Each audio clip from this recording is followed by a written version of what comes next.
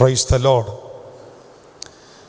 ഈ അടുത്ത സമയത്ത് വളരെ പ്രചാരം നേടിയ ഒരു പാട്ടുണ്ടല്ലോ, ഒരു മഴയും തോരാതിരുന്നിട്ടില്ല.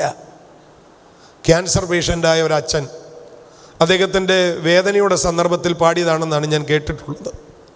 ഒരു മഴയും തോരാതിരുന്നിട്ടില്ല. മഴയുണ്ടോ? മഴയുണ്ട്. പക്ഷെ തോരാതിരിക്കുമോ? ഇല്ല.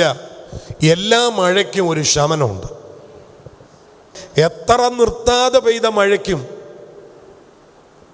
ഒരവസാനമുണ്ട്. സകല മഴയും തോരും, ഇല്ലേ?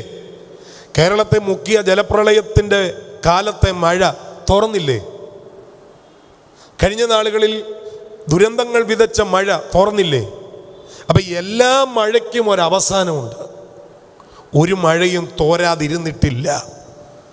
എല്ലാ കഷ്ടതയ്ക്കും ഒരവസാനമുണ്ട്.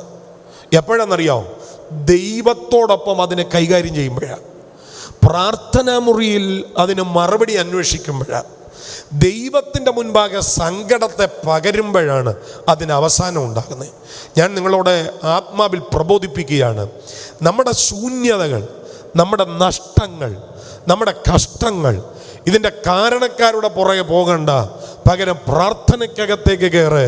ദൈവം അതിനെ പരിഹരിക്കാൻ പോവുകയാണ്. വിശ്വസിക്കുന്നവർ ആത്മാവിൽ ദൈവത്തെ ഒന്ന് സ്തുതിച്ചാട്ടെ.